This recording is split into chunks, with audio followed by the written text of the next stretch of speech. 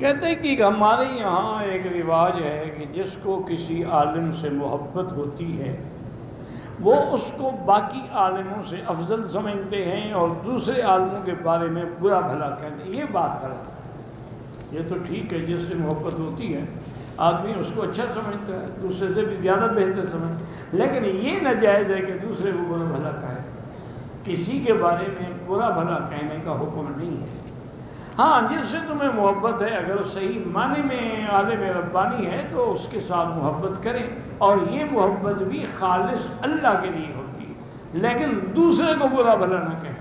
کہتے ہیں لیکن وہ عالم بھی خاموش رہتے ہیں, وہ کیا کریں, جب دیکھیں فتنہ پیدا ہوگا تو وہ فتنے کا علاج تو یہی ہے کہ خاموش رہیں. میرا بھائی, استغفار جو ہے یہ قرآن میں ہے. یہ وظیفہ کسی مولوی کا بتایا ہوا نہیں ہے. جیسے کہ حضرت حسن رضی اللہ تعالی عنہ کے پاس ایک آدمی آیا اور اس نے کہا جی ہمارے علاقے میں قحط پڑ گیا ہے, بارشیں. آپ نے فرمایا سب سے کہو کہ استغفار کریں. دوسرا آدمی آیا, اس نے کہا کہ حضرت ہمارے نہ اولاد میں برکت ہے نہ مال میں برکت ہے, اور میں استغفار کروں. تیسرا آدمی آیا, اس نے کہا حضرت کیا کریں, ہمارے تو باغ بھی سوکھ گئے, کوئی پھل بھی نہیں آ رہا, نہریں بھی خشک پڑی ہوئی ہیں, اب میں استغفار. تو جب وہ چلے گئے تو ربیعۃ بن سبی نے پوچھا حضرت حسن سے کہ حضرت جو بھی آیا سب کے لیے ایک ہی علاج ہے, استغفار استغفار استغفار. اب میں نے تو نہیں کہا, یہ تو قرآن کہتا ہے کہ قل تستغفروا ربکم انہو کان غفارا, استغفار کرو وہ بخشنے والے ہیں. یرسل السماء علیکم مدرارا, تم پر بارش بھیجیں گے لگاتار. وَيُمْدِدْكُمْ بِأَمْوَالٍ وَبَنِينَ, تمہارے مال کو بھی بڑھا دیں گے, اولاد کو بھی بڑھا دیں گے. وَيَجْعَلْ لَكُمْ جَنَّاتٍ وَيَجْعَلْ لَكُمْ أَنْهَارًا, تمہارے لیے باغ بھی لگوا دیں گے اور نہریں بھی چلا دیں گے.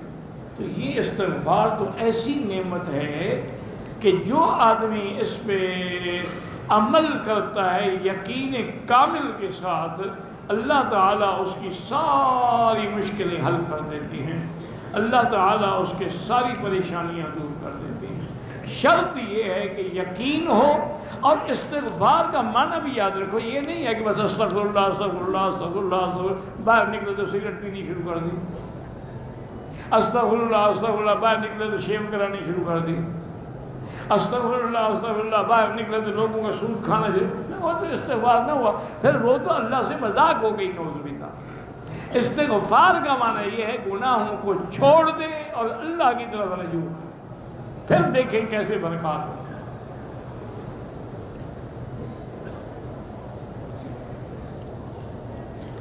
کہتے ہیں جی کہ تہجد کے لیے آنکھ نہیں کھلتی, اس کا صحیح علاج تو یہ ہے کہ آپ سونے سے پہلے بھی تہجد پڑھ سکتے ہیں.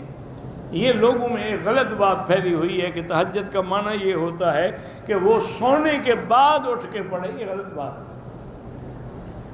عشاء کی نماز کے بعد اب وقت ہو گیا ہے سونے کا, ہم سو نہیں رہے, نماز پڑھ رہے ہیں, یہ تہجد ہے, تو گویا ہم نے سونے کو ترک کیا ہوا ہے.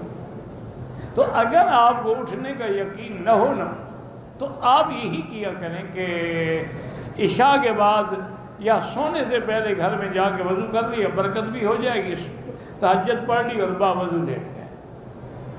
دوسرا جو میں نے آیت بتائی تھی نا جی, سورۃ الکہف کی آیت ہے, ان الذین آمنوا وعملوا الصالحات کانت لہم جنات الفردوس نزلا, آخر سورت تک.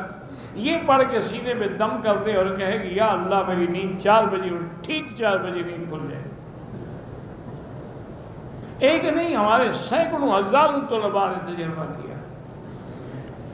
تو بہرحال اللہ توفیق عطا فرمائے.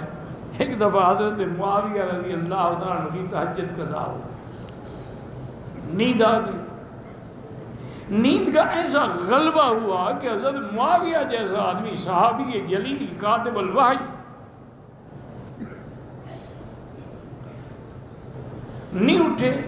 تو اس کے غم میں آپ نے سارا دن نفلیں پڑھی, استغفار کیا, توبہ کرتے رہے کہ مجھ سے کیا غلطی ہو گئی کیونکہ علماء فرماتے ہیں کہ جب اللہ کی نعمت سے یا نماز سے محروم ہو جاؤ تو سمجھو آج میں نے کوئی گناہ کیا ہے جس کی وجہ سے میں محروم ہو گیا۔ تو دوسری رات جب آپ سوئے، تہجد کا وقت ابھی نہیں آیا تھا کہ ایک آدمی نے آ کے آپ کے انگوٹھے کو پکڑا پاؤں کے اٹھایا، جگایا آپ کو، آپ کی آنکھ کھلی تو آپ نے فوراً پکڑ لیا، کہا کون ہو تم مجھے رات کو جگانے والے، کیسے میرے گھر کے اندر داخل ہو گئے؟ انہوں نے کہا حضرت اب آپ کو پتہ لگ گیا ہے تو میں ابلیس ہوں۔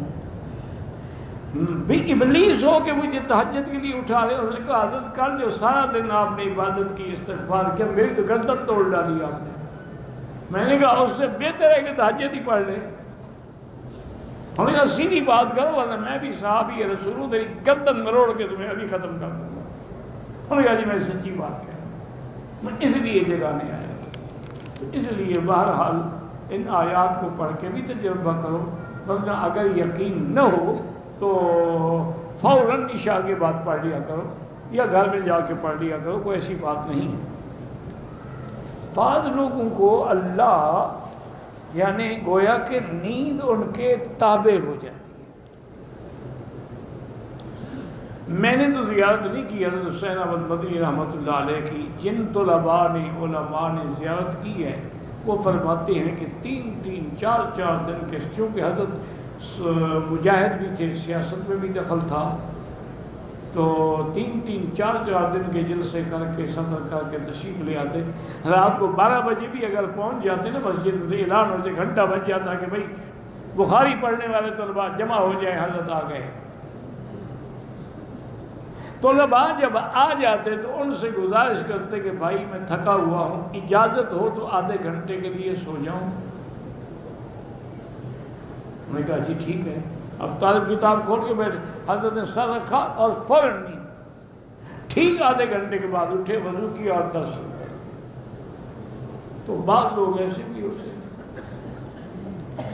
اسی طرح کا ایک واقعہ حضرت شاہ جی رحمۃ اللہ علیہ نے بھی عجیب لکھا ہے۔ ان دنوں میں شاہ جی عطا اللہ شاہ بخاری اور حضرت مدنی کا اختلاف تھا، چونکہ یہ احرار میں تھے، وہ کانگریس میں تھے، بڑا اختلاف تھا۔ ایک دوسرے کے خلاف جلسے بھی ہوتے تھے، اشتہار بھی چھپتے تھے، بیان بھی ہوتے تھے۔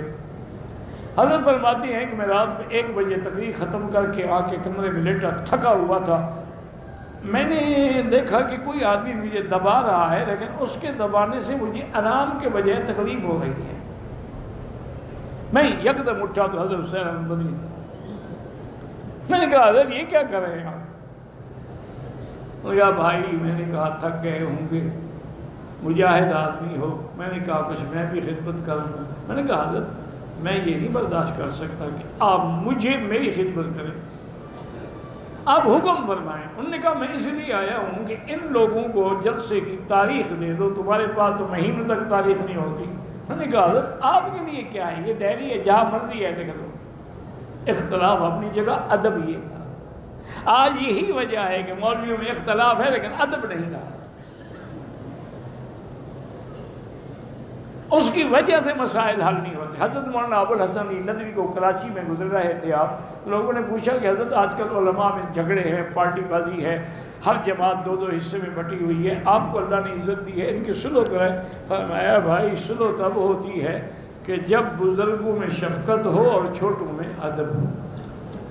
اب بزرگوں میں شفقت نہیں رہی اور چھوٹوں میں ادب نہیں رہا تو صلح کیسے کرائیں؟ میں نے کہا بھائی میں نہیں کرا سکتا۔